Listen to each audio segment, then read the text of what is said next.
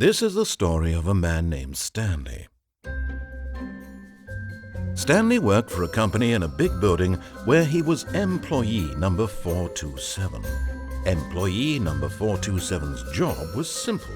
He sat at his desk in room 427 and he pushed buttons on a keyboard. Orders came to him through a monitor on his desk, telling him what buttons to push, how long to push them, and in what order. This is what employee 427 did every day of every month of every year. And although others might have considered it soul-rending, Stanley relished every moment that the orders came in, as though he had been made exactly for this job. And Stanley was happy. And then one day, something very peculiar happened. Something that would forever change Stanley. Something he would never quite forget. He had been at his desk for nearly an hour when he realized that not one single order had arrived on the monitor for him to follow. No one had showed up to give him instructions, call a meeting, or even say hi. Never in all his years at the company had this happened, this complete isolation. Something was very clearly wrong. Shocked, frozen solid, Stanley found himself unable to move for the longest time.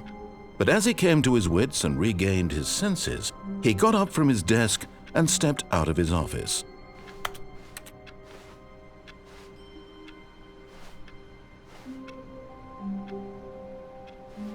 All of his co-workers were gone. What could it mean? Stanley decided to go to the meeting room. Perhaps he had simply missed a memo.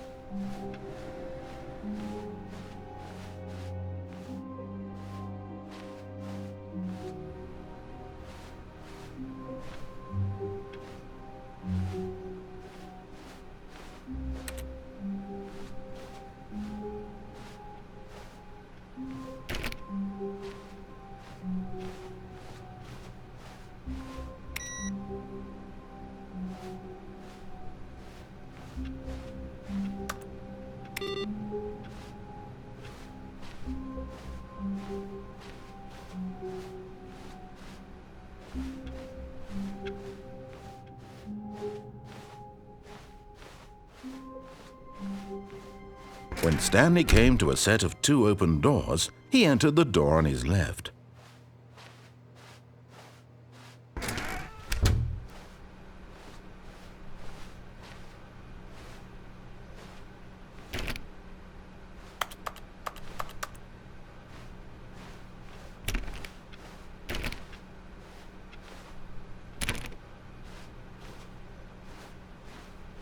Yet there was not a single person here either. Feeling a wave of disbelief, Stanley decided to go up to his boss's office, hoping he might find an answer there.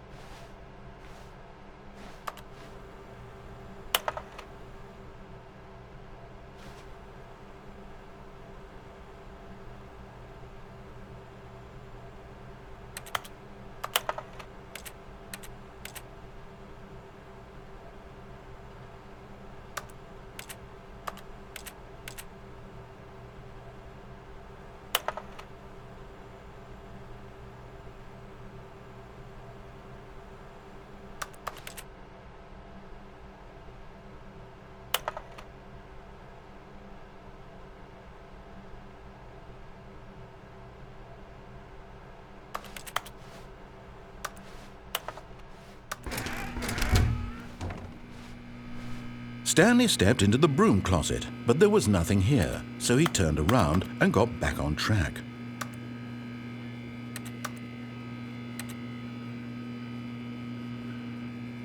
There was nothing here. No choice to make, no path to follow, just an empty broom closet. No reason to still be here.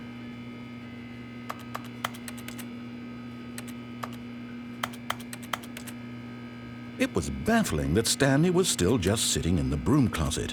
He wasn't even doing anything. At least if there was something to interact with, he'd be justified in some way. As it is, he's literally just standing there doing sweet FA.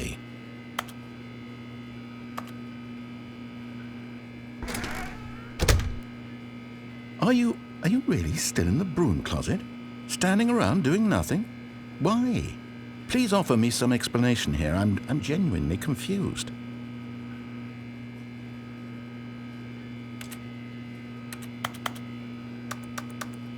You do realize there's no choice or anything in here, right? If I'd said Stanley walked past the broom closet, at least you would have had a reason for exploring it to find out. But it didn't even occur to me because literally this closet is of apps. Coming to a staircase, Stanley walked upstairs to his boss's office.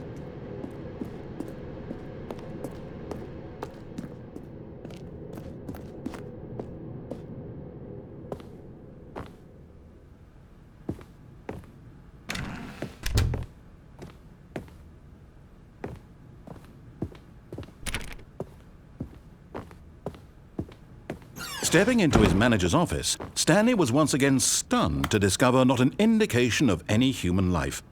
Shocked, unraveled, Stanley wondered in disbelief who orchestrated this. What dark secret was being held from him? What he could not have known was that the keypad behind the boss's desk guarded the terrible truth that his boss had been keeping from him.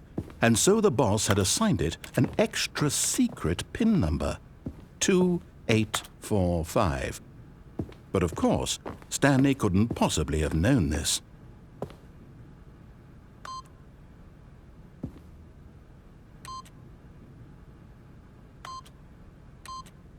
Yet incredibly, by simply pushing random buttons on the keypad, Stanley happened to input the correct code by sheer luck. Amazing. He stepped into the newly opened passageway.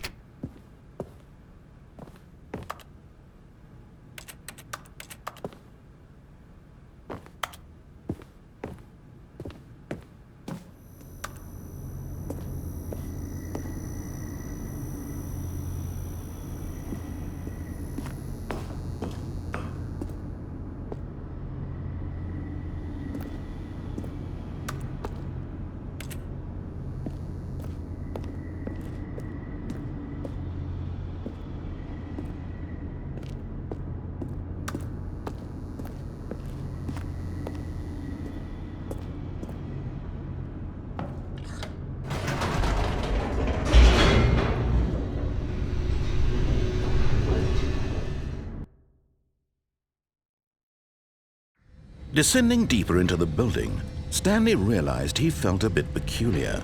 It was a stirring of emotion in his chest, as though he felt more free to think for himself, to question the nature of his job. Why did he feel this now, when for years it had never occurred to him?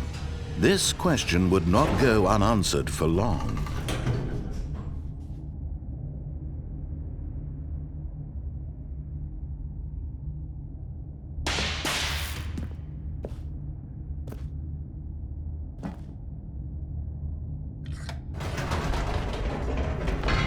Whoops, nope, never mind. Stanley actually got back into the elevator and went back up. Silly me. Why did Stanley do that when he knew that it would just lead back to his boss's office? Well, that's a great question. I just can't wait to find out.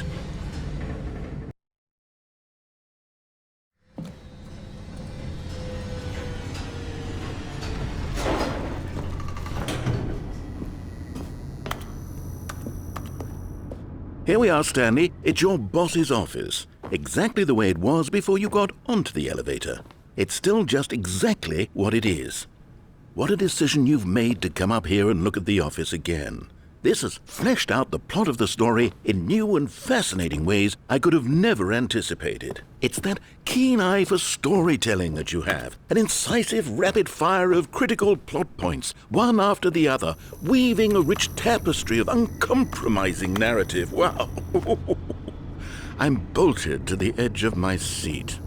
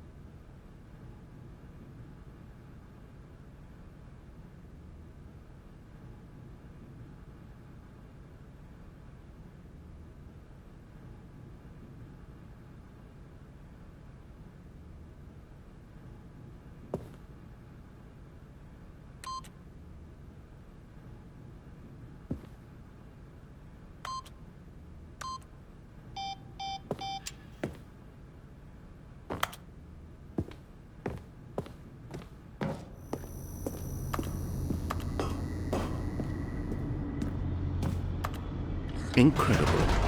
Now he's getting back into the elevator and going down again. Ladies and gentlemen, how does he keep coming up with all of this?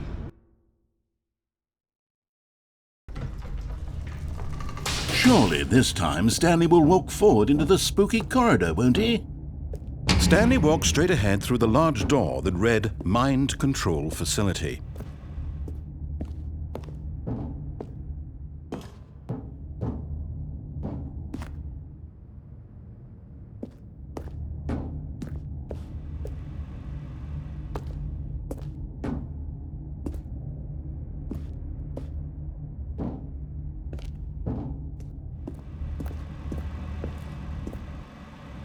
Although this passageway had the word "is," but of course Stanley thought better of it and realized he simply had too much to live for.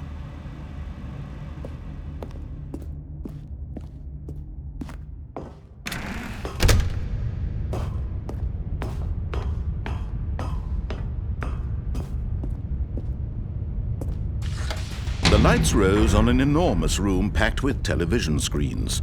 What horrible secret did this place hold? Stanley thought to himself. Did he have the strength to find out?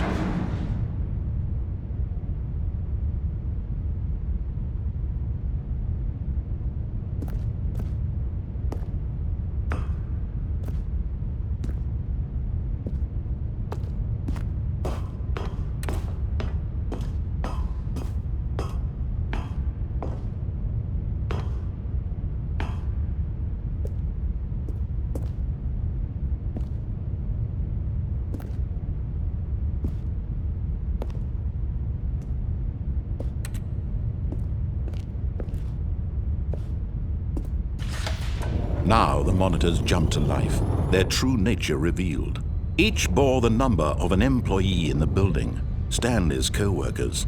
The lives of so many individuals reduced to images on a screen, and Stanley, one of them, eternally monitored in this place where freedom meant nothing.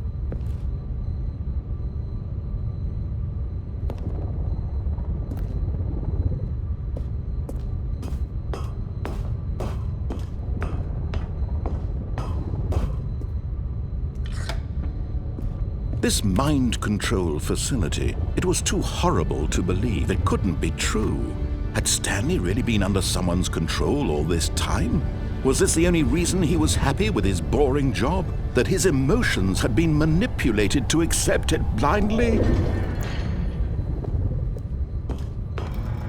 No, he refused to believe it. He couldn't accept it. His own life in someone else's control? Never!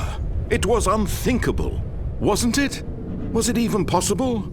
Had he truly spent his entire life utterly blind to the world?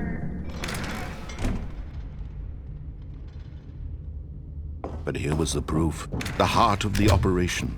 Controls labeled with emotions, happy or sad or content, walking, eating, working, all of it monitored and commanded from this very place. And as the cold reality of his past began to sink in, Stanley decided that this machinery would never again exert its terrible power over another human life, for he would dismantle the controls once and for all.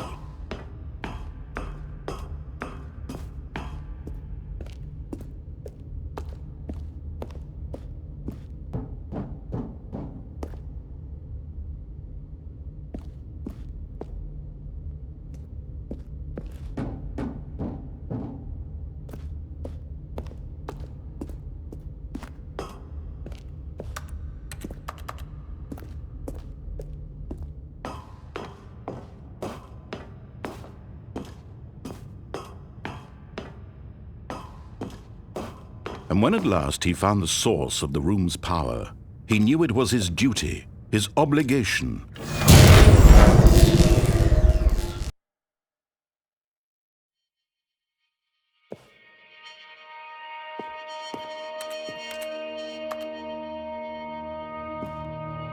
Blackness and a rising chill of uncertainty. Was it over?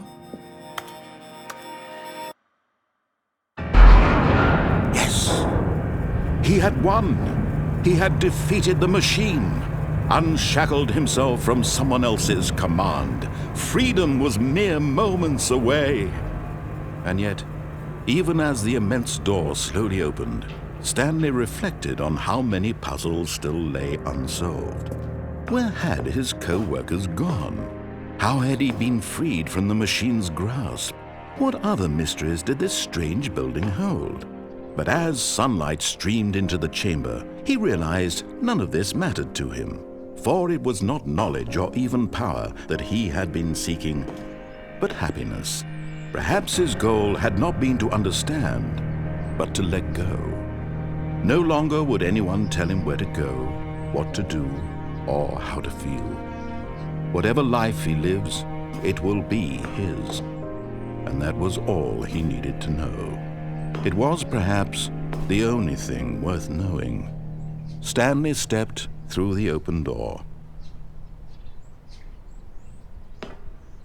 Stanley felt the cool breeze upon his skin, the feeling of liberation, the immense possibility of the new path before him. This was exactly the way, right now, that things were meant to happen. And Stanley was happy.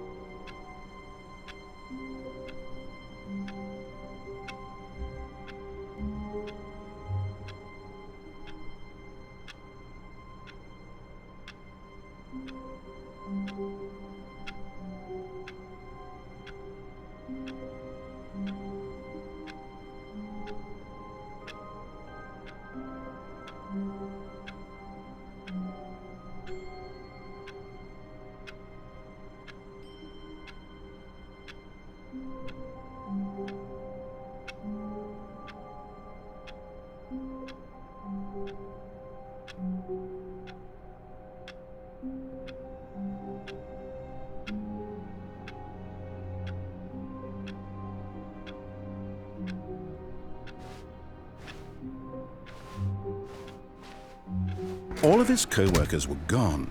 What could it mean? Stanley decided to go to the meeting room. Perhaps he had simply missed a memo. No matter how hard Stanley looked, he couldn't find a trace of his co-workers.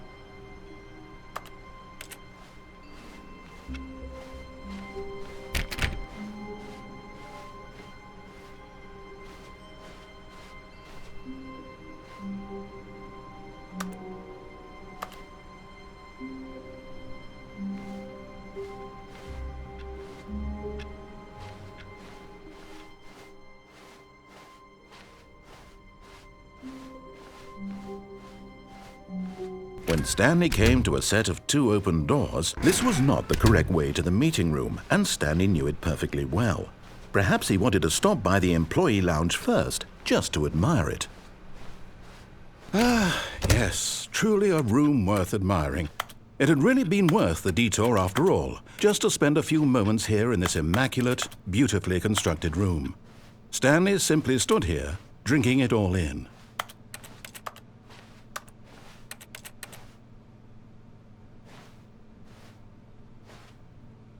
Yes. But eager to get back to business, Stanley took the first open door on his left.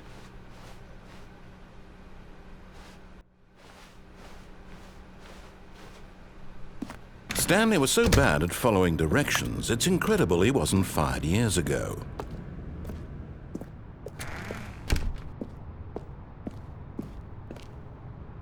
But in his eagerness to prove that he is in control of the story and no one gets to tell him what to do, Stanley leapt from the platform and plunged to his death. Good job, Stanley. Everyone thinks you are very powerful.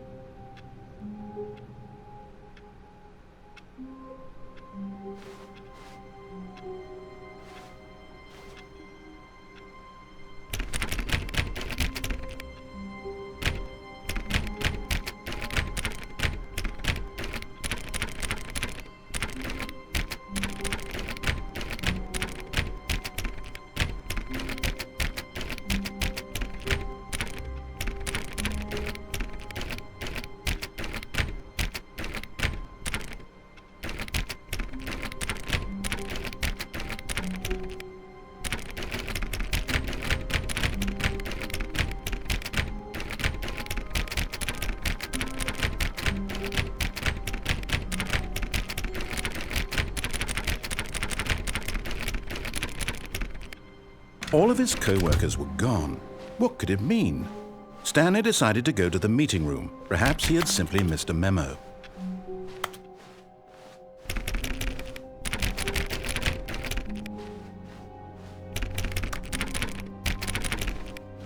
When Stanley came to a set of 2 open doors, he entered the door on his left.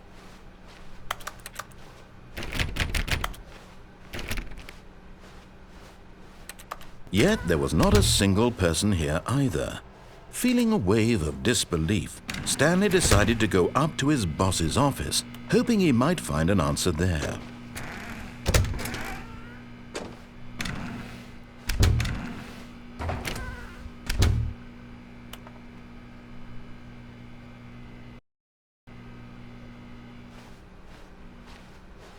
Coming to a staircase, Stanley walked upstairs to his boss's office.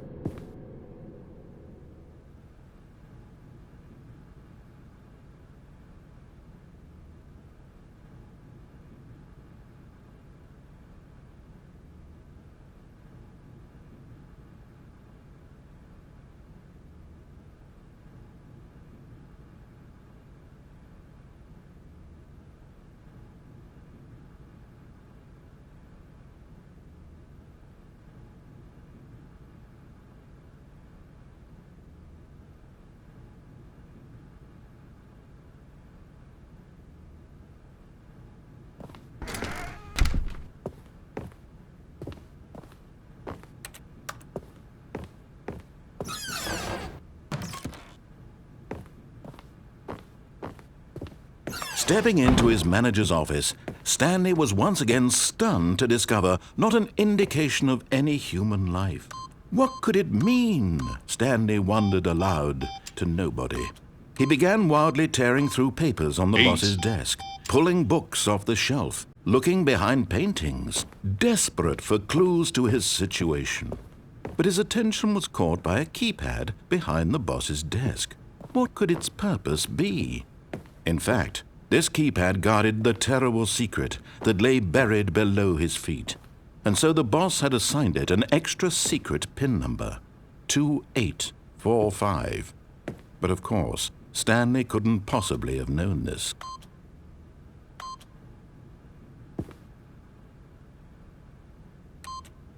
Yet incredibly, by simply pushing random buttons on the keypad, Stanley happened to input the correct code by sheer luck. Amazing. He stepped into the newly opened passageway.